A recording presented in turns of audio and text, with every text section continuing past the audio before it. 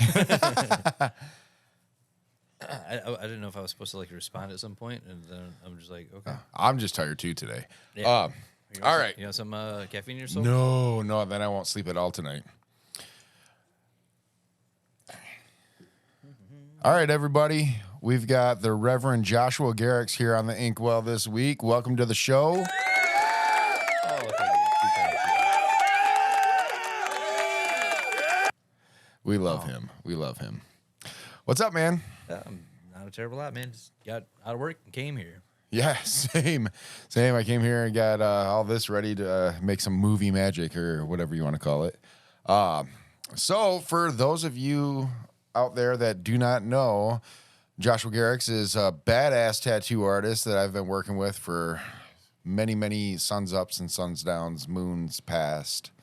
But give us a little backstory. On how I started tattooing? Yeah, how'd you get in the tattoo industry? I've always liked temporary tattoos and all that kind of shit when I was a little kid. And like iron-ons on my like my little jackets and shit. Like it was always cool. Like something I liked. If it felt right. And drawing all the time just because it's just compelled to. Like my mom said I could hold a pencil before I could hold a spoon properly, and they kept having to correct that. But at school, they tried to get me to correct the grip anyway. And no, I'm just fingers gonna thing, man. Yeah, I'm just gonna do my thing. No, let me draw. Strangely enough, it was the owner of Electric Chair, which you currently and have always worked myself. Ronnie's brother, Robbie, was standing over me one time when I was drawing. Just a shadow comes looming by, and it was at my sister's like baseball thing, like at the end of their season, like a little party at the coach's house. So just one of the dads, he's like, "What are you drawing?" You know, kind of thing. But Robbie comes over, looked up, and a dude covered in tattoos, real long hair, and you know, shades. You know, knowing him, he's probably ripped off fucking sleeves or some shit, whatever. You're like so punk rock. Holy fuck, who's this guy? You know, and he's like, "That's pretty cool, man. You ever think about tattooing someday?" I'm like, fucking, I don't know. At that point, I was probably like 7. I was like, that's amazing. I do remember it was like a sea serpent thing, and I was having trouble trying to figure out like a way to get like the spikes on its back to look right or something, because it was like it's Godzilla inspired by whatever. And but I remember he that still because draws like, stuff like that to this day. Well, yeah, the crazy monsters are always going to be. It's like my favorite thing in my brain. Right. I wish that other people could see the things I see in my head. So very Trogdor. I wish I could draw as well as I can see shit in my head. That's Me too. Something that I think that's a struggle for all artists. I think it's probably what makes us compelled to do. Right. To keep going, to keep pushing on, to try and master the next thing and be better than the last thing. You know. I mean, I'm just trying to replicate cool ass shit that I see in my head sometimes, or try to like make people happy based on what they're requesting. So after Ron approached you on that, how did your career begin? Well, a couple of years later, just in like high school, just got like a little high school like art show thing, a place, and got a scholarship to the Flint Institute of Arts. Just took a painting class, oil painting. So that was cool for what it was. I was excited about it. Not that I've stuck with painting in any way, but my cousin happened to tell Ronnie, they're dating and stuff, the owner of the shop, hey, my cousin, just won this thing, da-da-da. And he was like, cool, and called me up. And, I knew Ron since I was, I was 7 9, at the park. I think. Yeah, right. And, at the time I was 15, couldn't find a job anywhere. It was like nobody hire anybody because they're too young, right? It's like, Gary's residence. And, hey, this is Josh. I'm like, what's up, Ronnie? Unmistakable. Like, he's the only guy with that voice. And he's like, oh my God, I got the burps, man. This is sorry. You're pounding down a monster over there. Oh, man, I'm tired. It's been long. It's been a long day. And cut and back on. Anywho, nobody can smell it. It's okay. I ain't worried about that. No, so this is Ronnie called and he's like, hey, Becky told me you did well in this thing, da-da-da.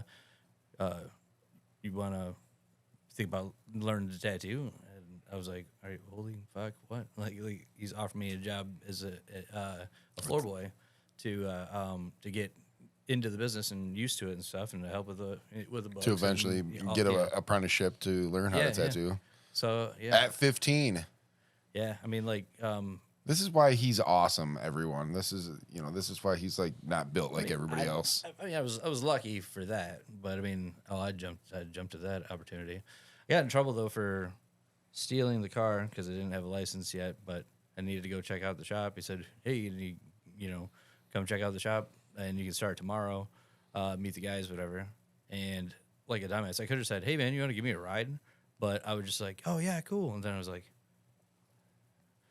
I can't even call my parents. Like the family cell phone's on the center of the table. You know, like we had one, and it was for emergencies, and they weren't there. So. Yeah, that was many moons ago then. Yeah, it's 15. I'll be 40 this year. Yeah, I already did that. So weird. I last year when we were at the North Carolina Asheville convention, you were celebrating your birthday, and I was getting ready to celebrate my birthday because our birthdays are a week apart. Oh yeah. We're like pretty much exactly a year apart. Yeah, and I mean, careers too. Yeah. I mean, the thing is, you stuck with it like right from the beginning. Yeah, I had like a year or two of fucking off. Yeah, you ended up Renfest and stuff. Doing the Renfest and traveling with that and doing that for a little bit, and then you came back to tattooing, and that's around the time you and I met. And so from there, after your apprenticeship and everything, you started getting your bearings and everything. I remember I was coming out of my apprenticeship, and you were like finishing like the last leg of yours. Yeah, it was a while later. Like I think I saw something that you drew at the Bay City shop when I came up there with Robbie at some point. And it was right before Ron passed because it was like the next week the first day I was supposed to come back and go to Bay City and like do like start apprenticing again. Right.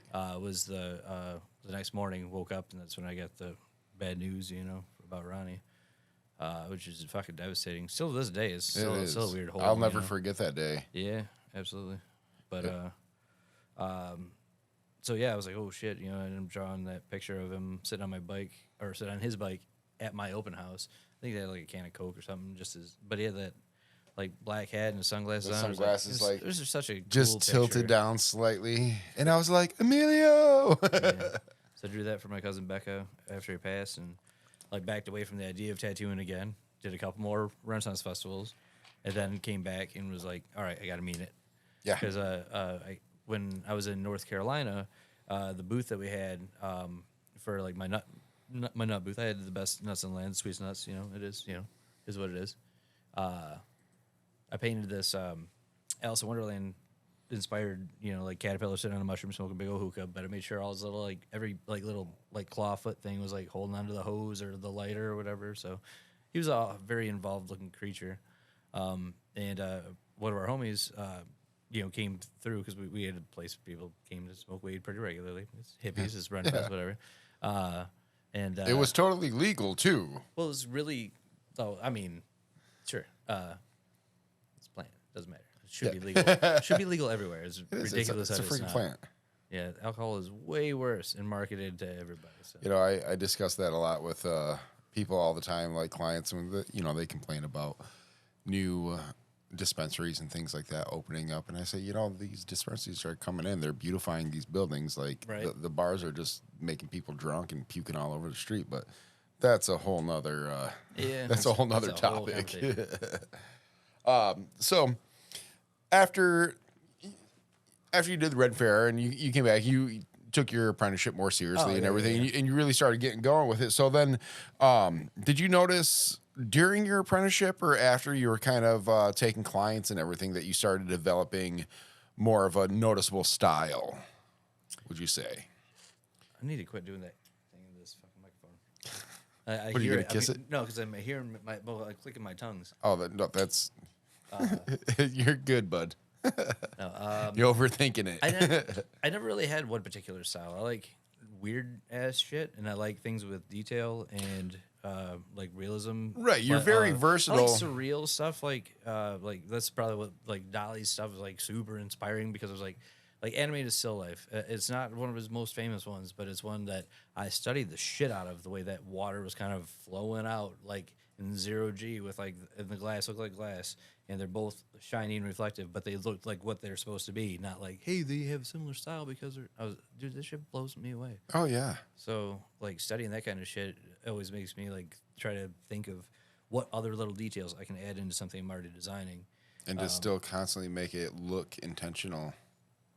Make it intentional. That's what I'm saying about like one thing I love about tattooing is like drawing stuff on with markers and whatnot just to make it flow is one thing, but it's all the detail that you get to add to it when you're creating it on the person at the time.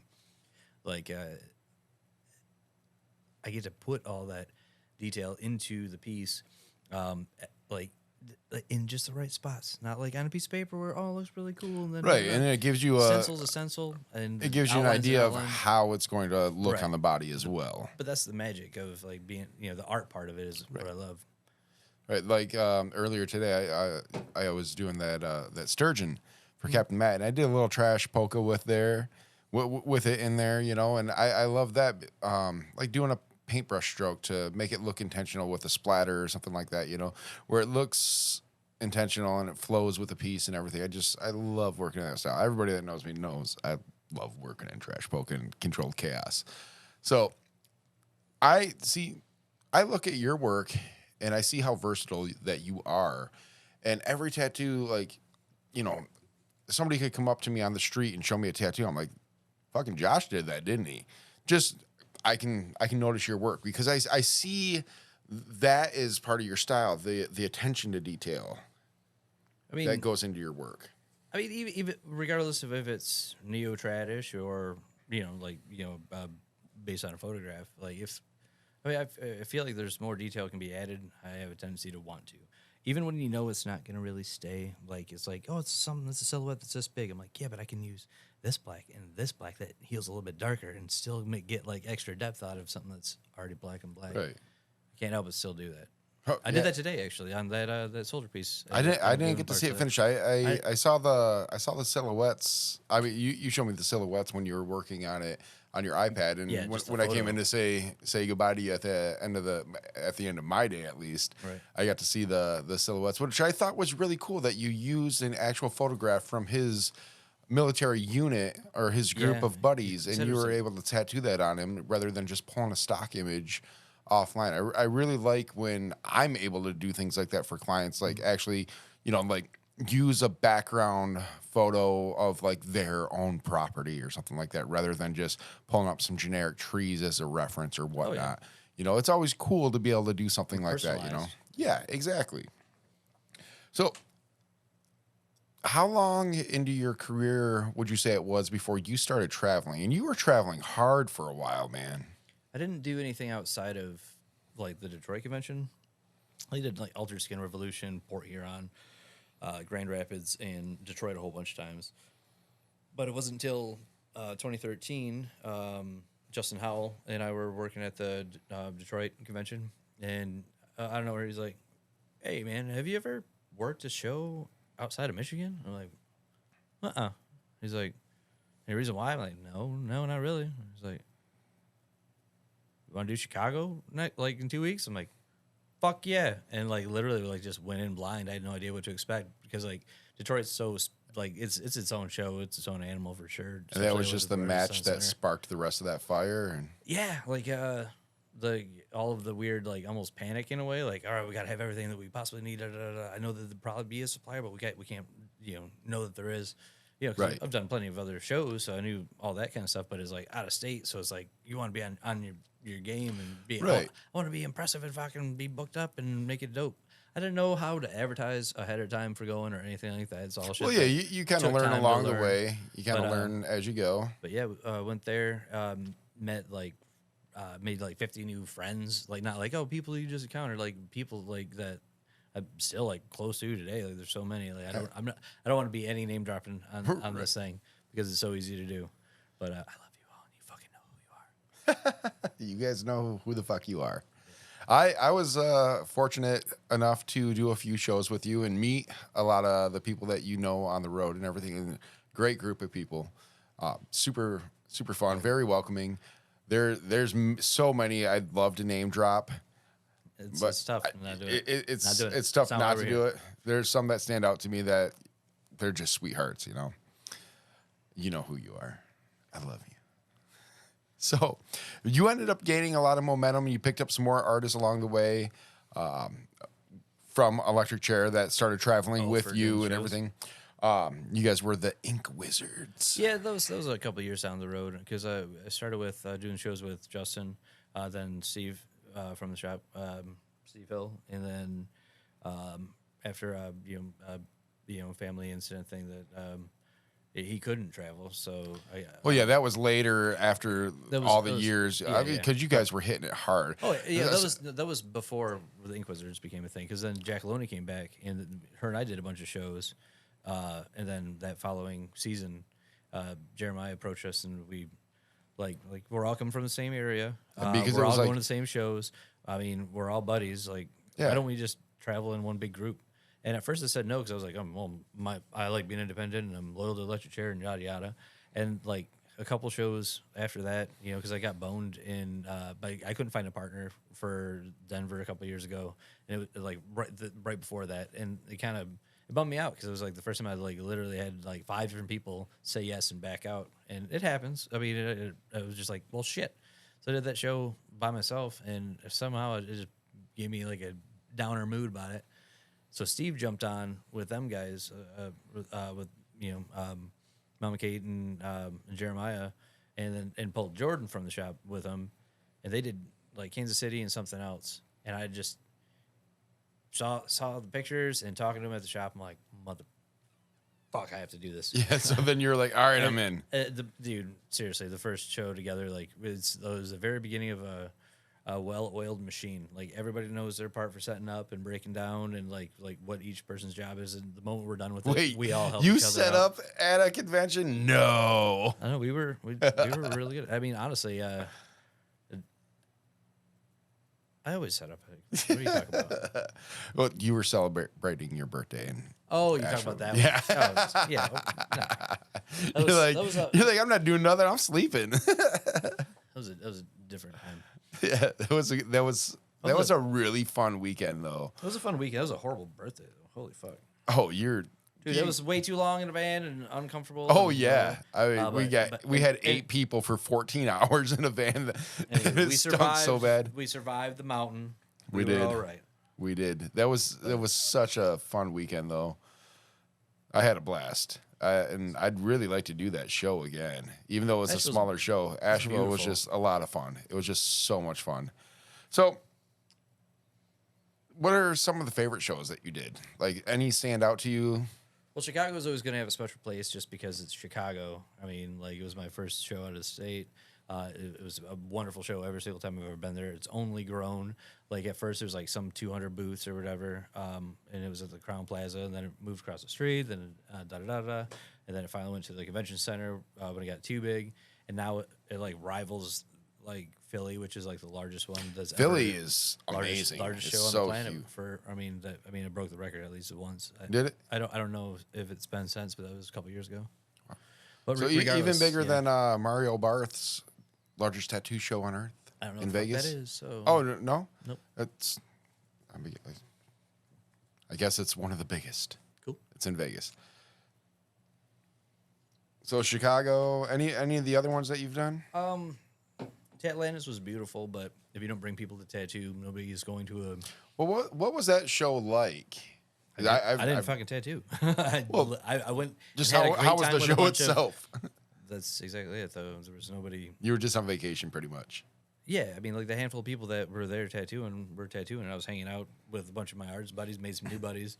We were in the Bahamas and went and swam some dolphins and slide with some sharks and rode that jet ski out in the middle of the ocean until I thought I was gonna fucking die and somehow made it back. Water motorcycles. Motorcycle.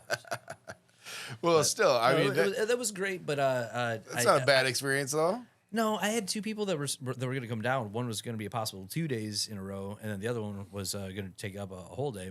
And both of them, actually, one of them had their hotel room and everything booked before I even did. So like they were like really serious about it because like almost a year ahead of time because it's out of the country for the show. It was weird having to get, the work visa and all that shit and go through customs for it. I'd never done that before, so that stuff felt kind of weird. But So what prevented you from tattooing at that show? both of them had to cancel. And there's no. And when are gonna go So- to people in the hotel and be like, "Hey, I know you're at a beach resort, but do you want to get tattooed so you Right. can't get back in the water?" Nobody wants to get tattooed. So you just kind of chalked it up as a there was- vacation trip then? I met some like cool like veterans from London that considered getting something done and this and that, and like met a bunch of really rad people, and I think one or two of them ended up getting something little at the show, but I checked out by halfway through Saturday. I'm like, there's no way I'm going to be doing anything here. There's nobody walking around that I haven't talked to already. That was before the pandemic, correct? Yeah, that was 2017. Ish. Yeah, because after that's when the Inquisitors became a thing. It was just for those couple of years there. Yeah.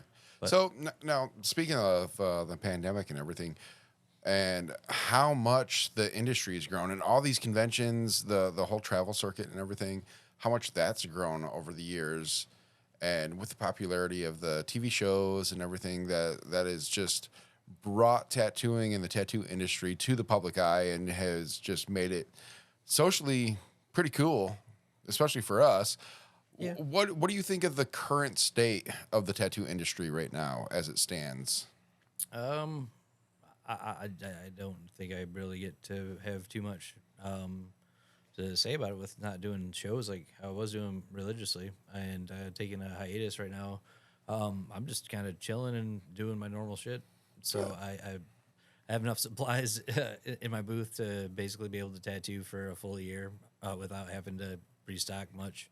So You're a prepper when it comes to tattooing. I mean, when we switched to booth rent and I was buying stuff, I remember buying cases of everything instead. So I just stocked it up. I'm like, well, You're like, cool. I'm good to go. I'm Yeah. ready to load up my bunker. so I mean, I guess like advancements and everything. I love machines are getting dumbly priced for something that like like one I got for $350 at Little Hyperion came with 2 batteries and fucking lasts 11 hours before having to before the battery dies. Then it's like $1,400 for these other ones that like batteries don't last nearly as long and stuff, and they might be comfortable and shit, but like how is it so?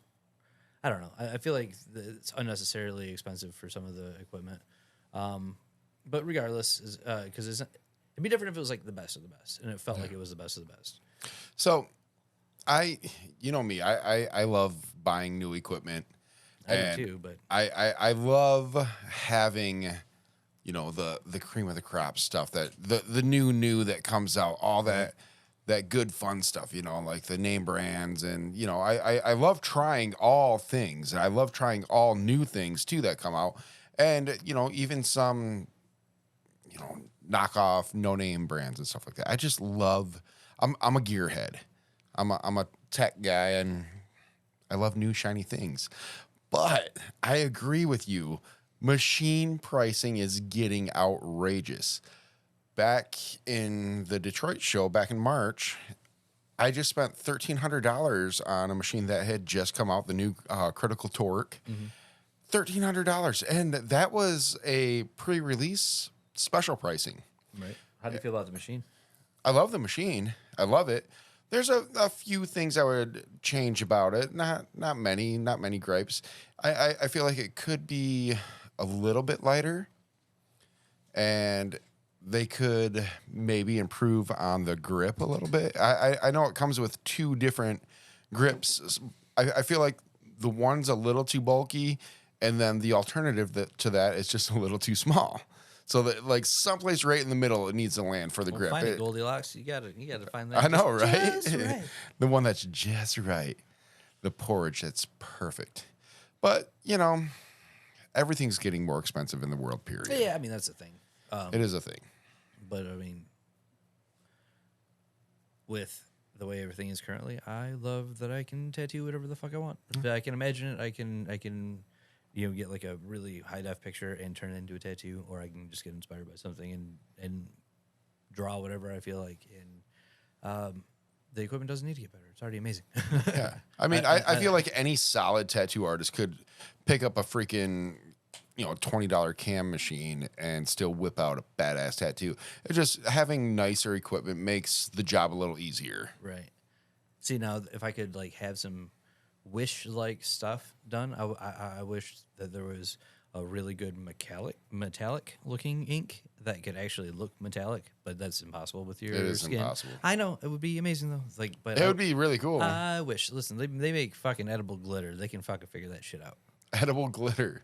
Talking to you. Okay. Whoever the fuck is watching this, I'm talking to you. Figure it out. All you ink developers out there, make some metallic fucking ink that actually works and it's not going to kill people. Yeah, that'd be cool. The glow in the dark stuff would be cool if it actually looked good. And I still don't know if that's you could get good saturation with it. I don't know. I haven't tried it. I don't know how I feel about it. I mean, is it gonna be like? I think light up ink would be cool. What do you like mean? light up ink, like to make like your skin like bioluminescent. That'd be dope. I mean, like what? Just like all the time? I don't know. Like maybe you got a freaking clap or something. I don't know, but Get your that would be freaking cool. So and stuff. I've seen in the custom paint industry they have like light up paint panels now that you can put like right down into clear coat and everything, and it's like so thin. You can use it like a pinstripe and then hit a button. It lights up underneath the paint and it interacts with it with like candy colors and transparent colors and everything like that. Really cool stuff. So I don't know. Maybe they could do something like that with tattoo ink. I almost wonder, if you did something like put a charge through it, like maybe like have something that looks like a circuit board or whatever, but like if you like put like electricity to it, like it affects it or something. I wonder. Or even like, say, bioluminescent type of ink that as your heart rate increases, the intensity of the glow increases, So when you're at the gym and you're getting like ripped and everything, you're just like glowing on fire and everybody's like, oh, don't fuck with that guy. I mean, it'd be interesting. That'd be kind of cool. You go like Super Saiyan on it, But there's all sorts of things that I think would be excited to see happen in, supplies and gear and stuff like that in the tattoo industry. But I think some of it we're a long way off from. I mean, I still get people to this day like, one day you think AI is going to take over and start doing tattoos for people? Fuck no. Not in my lifetime. I mean, you can already apply 3D color images to 3D models on Procreate, and if it can pinpoint shit and hold you down, maybe. I don't think it's that far off. It's not on. There's so much more that goes into tattooing, though. With so many variables as you're applying a tattoo, your machine speed, your hand speed, the depth of your needle, like the angle of your needle. Listen, I saw Starship Troopers, and they triangulated that shit with a laser. It came out perfect. 2 seconds. It looked like a temporary tattoo, yeah. So, with the future of tattooing going into, all this cool stuff that, probably not going to happen, what do you got planned for the future, your career? Anything, or are you just kind of going with it? I want to get back on, like, tour for next year. My intention is to try to go to as many places as I can. Not necessarily, like do any whole tour. Like, I'll choose a bunch of ones from different, like, show, operators, whatever. As far as like villain arts and some of the other ones. Do a lot of villain arts. I do enjoy the villain art shows. Yeah, Trovat's on like an amazing show. I mean, he advertises really well. That's what I noticed, especially about the Philadelphia show. And everybody I tattooed there, they said, "Oh yeah, they've been advertising the hell out of this for months now, and there's commercials on the news and everything like that." That's awesome. Yeah, I mean, I've seen like Carl and like Enigma and stuff do like a whole bunch of like radio spots, TV show things and stuff, and all sorts of different places for like just advertising for the conventions, and that's always cool to see. So I think a lot of your travel family would be happy to see you back out there and doing some more shows. I miss everybody. I really do. Hopefully, maybe I'll get out there and do a couple with you too. I'm looking to do some more travel dates as well myself. Get back into it, I've done a few over the last year, and it's a lot of fun. Oh yeah, it's good for the soul. It's inspiring, Yeah, absolutely. Like in a room with like massive amounts of talent from all over the fucking place. All over the place. Running into And people that like you've seen their art and you might know their Instagram name, but you don't know what the fuck they look like. You're like, holy shit, you're him. that happened to me in Detroit with Kelly Doty, if you remember. I sitting there hanging out and talking with Kelly Doty at the artist welcome party or whatnot, and I didn't realize it was her because she looks a lot different. She looks great. She looks a lot different with her orange hair. She used to have that bright green hair, and she's got a different style and everything now, and she's lost some weight and everything. And I'm standing there with Steve Hill, Sharky Steve, and Matt from Tat Soul, and Steve comes up to me and he's like, "You have no idea who you're talking to right now. We're gonna talk about this later." Like he was lecturing me like a dad. I'm just like, "Oh shit, I'm in trouble." And I leaned over to Matt. I'm like, "Matt, who is this? It's somebody I think we're supposed to know." And Matt says to me, he's like, "I'm not 100% sure, but I think that might be Kelly Doty." And I was like, "Okay, I'll check." And I was like, "Are you Kelly Doty?" I was so embarrassed. It was so embarrassing, but it was cool. We had such a good time, and that was a fun weekend as well. Yeah, she's a sweetheart. I don't know her really well. I only encountered her a couple times. Oh, she was super pleasant, very pleasant. But yeah, it's always awesome to like put a face to the art sometimes. Oh yeah, absolutely. So more travel dates, and you're not inventing any metallic inks anytime soon, are you? No, as of right now, I'm scooting around and tattooing everybody and trying to do all the Michigan outdoor stuff. Hell yeah, Just summer shit. Technically, I'm on vacation right now. I start my vacation tomorrow, and I'm very much looking forward to it. And summertime, I'm going to do as much kayaking and bicycling as I can. I've had this shoulder injury, so I haven't been able to be in the gym, and I've put on a little bit of weight this last year, and I Battle it up. Gonna be combating that very soon here. Yeah, getting it out for the first time this weekend. Hell yeah. We should hit the river sometime, man. Oh yeah. But so everybody out there that doesn't know how to get a hold of you, what is some of your social media links, or what's the best form of communication to get in touch and check out your work? At Reverend Joshua Gerics on Instagram is probably the best. At Reverend Joshua Gerics, any special characters or anything? Reverend R-E, all E's, Reverend. And I'll put some Joshua, links. Gerics. I'll put some links in the podcast and everything for you too, so people can click on that and come find your work. Yeah, it's probably the easiest because you can just see some pictures, and I mean, if you really need to, you can message us. Yeah, so everybody knows how Instagram works. Yep, I don't really fuck with email anymore. I'm over it. Yeah, I don't fuck with email anymore because I would get so much spam and junk mail and scam mail and everything, and it's just like if for you people out there that have sent me an email and I don't get back to you, I'm sorry. I get 100 emails a day and your stuff gets lost in there. Check them once a week. Get a hold of me on Instagram also or Facebook. Those are my two preferred methods, as I think are for you as well. Yeah, I mean, really, that's the best way. That or just call the shop if you're serious. Well, I'm excited for the future for yourself and for me, and hopefully, we get some dates on the road together too.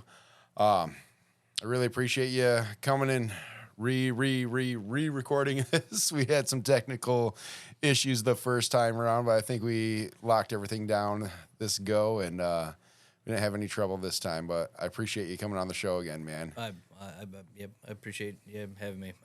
Just funny though, because like the first time, dude, I was way more with it. I am tired. I am unshaven. That's the reality of the industry, man. Is we work our asses off, and at the end of the day, this is what it looks like. A couple of guys still trying to put in to the industry, still trying to put into the craft, and give to all the listeners and viewers out there and in internet land. But we're here, we're doing this. It's a lot of work, and after you leave, I got to edit all this. Yay. Well, the quicker you shut up, the less you have to do. Well, thanks for being on the Inkwell, man, and look forward to seeing this episode come out. Yeah, right on, man. All right. Later. Take care, everyone.